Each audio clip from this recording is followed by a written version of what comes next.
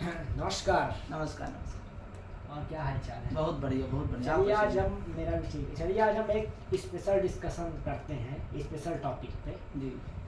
आज की जनरेशन जो यूथ जनरेशन होती है उसमें क्या होता है, मेन मनी सेविंग और भी फाइनेंस हो गए, कुछ म्यूचुअल फंड, उस पर हम आज बात करते हैं। जी। सबसे पहले हम आते हैं फाइनेंस पे।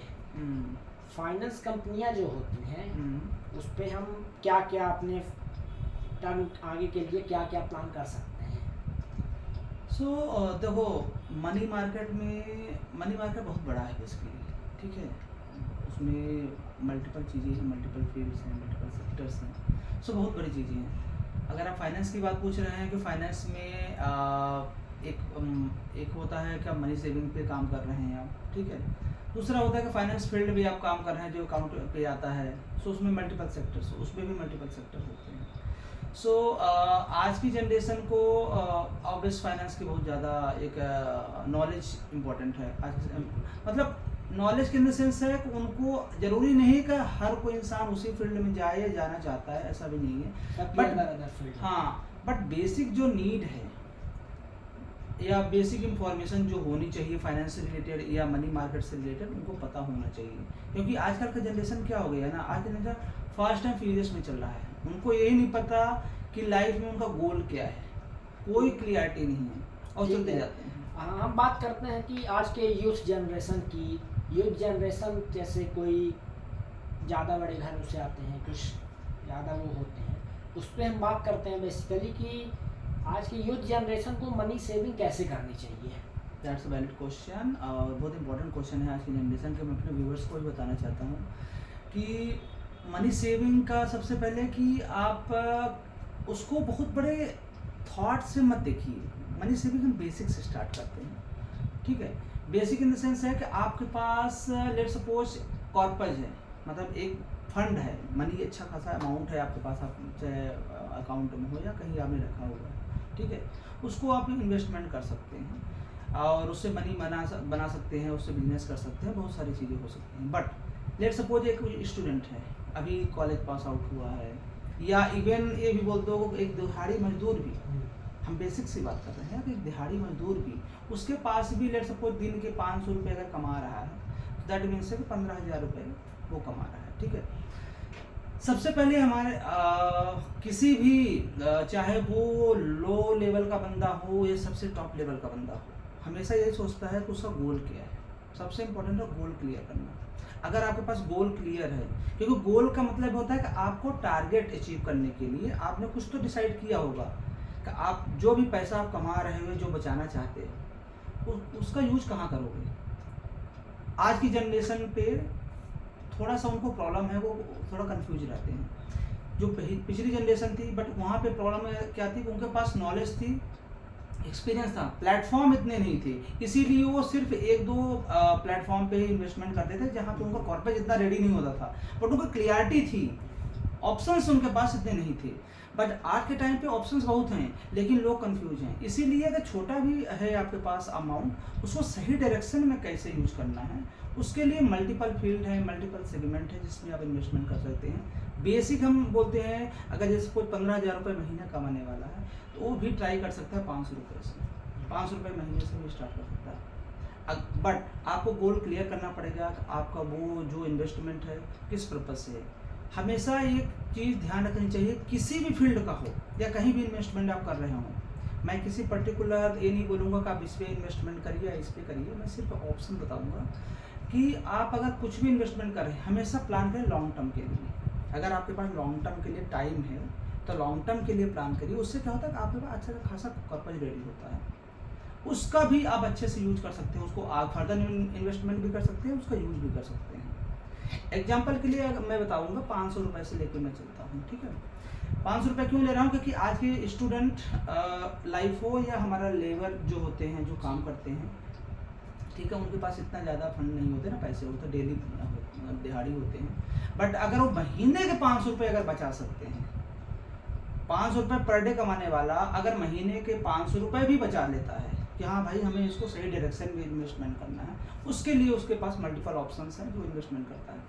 जनरल जो लोग होते हैं जो ज़्यादा उनके पास नॉलेज नहीं होती है तो क्या करते हैं, दो ऑप्शन उनके पास होते हैं जो वो सोचते हैं। जो एक एग्जांपल रहा है, पहला तो बैंक में रहना, अगर उनके पास अकाउंट है, नॉर्मली आज सभी के पास अकाउंट है क्योंकि गवर्नमेंट ने आजकल अकाउंट खुलवा दिए हैं, राइट। तो एक तो बैंक में रख लेते हैं, ठीक है। दूसरा ऑप्शन होता है उनके पास एफडी, ठीक है। बट बैंक में रखने और एफडी में रखने से 500 रुपये से इतना ज़्यादा बेनिफिट उनको नहीं होगा। लॉन्ग टर्म में हो सकता है, शॉर्ट टर्म में नहीं होने वाला, ठीक है। हम लॉन्ग टर्म की बातें करेंगे। सो उनकी थॉट तो यही होती है कि 500 रुपये तो है ही, चलो यार रख दे, पड़े रहेगा, कभी जरूरत पड़े तो हम निकाल भी लेंगे, ठीक है। सो सबसे पहले आपको गोल बनाना पड़ेगा कि आपका गोल क्या है, उसका यूज। लेट सपोज अगर कोई 500 रुपये पर मंथ का इन्वेस्टमेंट कर रहे हो और अगले 15, 20 साल, 25 साल के लिए इन्वेस्टमेंट कर रहे हो, दैट मीन्स उसकी फिर जो कॉर्पोरेट रेडी होगा, अच्छा खासा अमाउंट बनेगा, उसको फर्दर यूज कर सकते हो, चाहे शादी के लिए हो, घर बनाना हो, कहीं और आपका दूसरा कुछ प्लान हो इन्वेस्टमेंट का, जो भी प्लान हो वो आप उसका यूज कर सकते हैं। सो 500 का एग्जांपल जैसे मैं लेके चल रहा था कि बैंक और आपने एफडी कर दिया। बैंक में आपको आप जनरली आज के टाइम पे 3-4% ही मिलता है और कुछ नहीं मिलता, ठीक है। सेविंग के नाम पे जीरो हो गया, सेविंग कुछ भी नहीं मिलता, ना के बराबर है। 4% हम मैक्सिमम मान के चल रहे हैं, ठीक है। तो अब 500 रुपये अगर आप रख ही रहे हो, ठीक है, तो साल का कितना हुआ, 6,000 रुपये, ठीक है। तो 6,000 रुपये में अगर 4% में मिला भी तो आपका कोई वैल्यू खास नहीं। चलिए अब मुझे थोड़ा म्यूचुअल फंड के बारे में बताइए। म्यूचुअल फंड क्या है, उससे हम क्या कर सकते हैं, क्या बेनिफिट है? Okay, mutual fund actually market का एक बहुत बड़ा प्लेटफॉर्म है, ठीक है। उस पर आज की जो जनरेशन है उस पर काम भी कर रही है। पुरानी जनरेशन जिनके पास स्किल है उस पर ऑलरेडी वो काम कर रहे हैं, आज की जनरेशन भी उससे अट्रैक्ट हो रही है। इंडिया में करीब 20 करोड़ लोग उस पर इन्वेस्टमेंट करते हैं।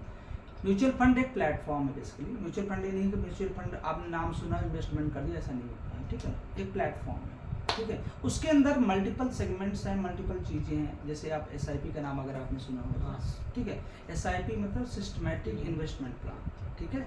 आप मंथली बेसिस में छोटा छोटा अमाउंट आप उसमें इन्वेस्ट कर रहे हैं।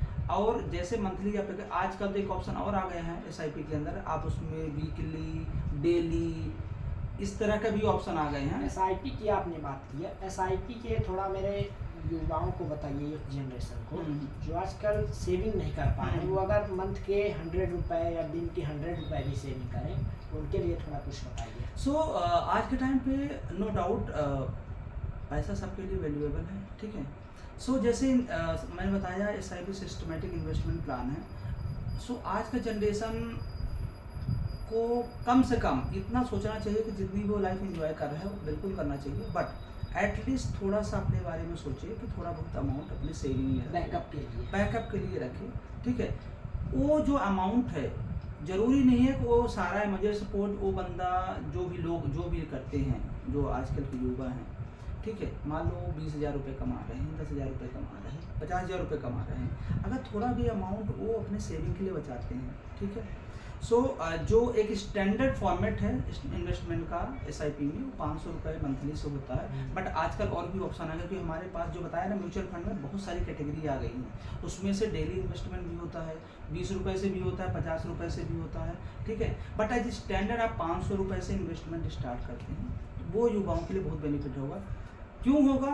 क्योंकि उसमें जो कैटेगरी होती हैं, पहला होता है कि जो म्यूचुअल फंड आपने नाम सुना, उसके अंदर होता है कि स्टॉक्स भी आते हैं। स्टॉक्स होते हैं जो डेली आपने मंडे टू फ्राइडे 9:15 से लेकर 3:30 तक चलता है मार्केट, जो आपने बॉम्बे स्टॉक एक्सचेंज का नाम सुना होगा, शेयर मार्केट का, ठीक है। तो हमारा जो SIP में जो पैसा लगता है ना, सारे स्टॉक्स पे ही बेसिकली पैसे लगते हैं, ठीक है। कोई बैंक में पैसा लगा, क्योंकि जो हमने इन्वेस्टमेंट किया है SIP के थ्रू अगर हम जा रहे हैं, वो सिस्टमेटिक है। दैट मीन्स है उसको मैनेज करने के लिए ऑलरेडी हैं लोग, ठीक है। उसका कोई ना कोई एक रिप्रेजेंटेटिव है जो उसको मैनेज कर रहा है, उसमें हमें कुछ करने की जरूरत नहीं है। उससे 2 तरह की इन्वेस्टमेंट होती है। फर्स्ट होता है आप मैनुअल वे में करते हैं, दूसरा ऑटोमेटिक वे होता है। एक डायरेक्ट प्लान होता है, एक रेगुलर प्लान होता है, ठीक है। रेगुलर प्लान में हमेशा बैंक जो होते हैं, अगर बैंक के थ्रू आप SIP वगैरह करते हैं, उसमें थोड़ा सा आपको जो एक्सपेंस रेशियो हो थोड़ा महंगा पड़ता है। अगर आप डायरेक्ट करते हैं, क्योंकि आप खुद से, क्योंकि आजकल इतनी सारी ऐप आ गई हैं, मैं आपका नाम नहीं लूँगा, अगर आप गूगल में सर्च करेंगे इन्वेस्टमेंट SIP के लिए मल्टीपल ऐप्स आ गई हैं, उसके थ्रू इन्वेस्टमेंट करेंगे, आप इजली इन्वेस्टमेंट कर सकते हैं, डायरेक्ट कर सकते हैं। आपने किसी लेट सपोज किसी एक SIP किसी एक फंड को चुन लिया, फंड भी बहुत सारे हैं। अब उसके बारे में थोड़ा मैं डीपली आपको बताऊंगा, ठीक है। कि लेट्स सपोज आज के युवाओं को क्लियरिटी नहीं है कैसे करना है, तो उनको सबसे पहले भागना नहीं चाहिए मार्केट में, क्योंकि मार्केट बहुत बड़ा है। मार्केट बेसिकली उसमें एसआईपी का ऑप्शन होता है, लमसम का ऑप्शन होता है, स्टॉक में इन्वेस्टमेंट का ऑप्शन होता है, ठीक है, गोल्ड में इन्वेस्टमेंट का ऑप्शन होता है, फ्यूचर एंड फंक्शन के ऑप्शन होते हैं, बैंक निफ्टी ऑप्शन होते हैं, सब में इन्वेस्टमेंट कर सकते हो। लेकिन जो एसआईपी का ऑप्शन होता है वो सबसे बेस्ट माना जाता है। आज के जिनको कुछ नहीं पता, जिनको एबीसीडी नहीं पता है मार्केट के बारे में, वो एसआईपी बेस्ट ऑप्शन है। क्योंकि एसआईपी एक ऐसा ऑप्शन है जिसमें अगर आपने इन्वेस्टमेंट किया है वो आपका पैसा डूबेगा नहीं, कुछ ना कुछ देके जाएगा। बाकी चीज़ें ऐसी हैं जो कि रिस्की हैं। एसआईपी में हमको ये बताइए बेनिफिट शॉर्ट टर्म में होगा या लॉन्ग टर्म में होगा? उसके लिए गोल डिफाइन करना पड़ेगा कि अगर गोल अगर शॉर्ट टर्म वाला गोल है, लेट सपोज अगर आपने 5 साल का ही इन्वेस्टमेंट करना है, ठीक है, तो दो चीज़ें हैं यहाँ पे कि अगर आप एसआईपी कर रहे हैं सो उसमें दो ऑप्शन है कि एक तो मंथली इन्वेस्टमेंट जो होता है, जो छोटा अमाउंट 500 से होता है, उसके बाद जितना मन चाहे उतना मंथली कर सकते हैं। एक होता है लमसम।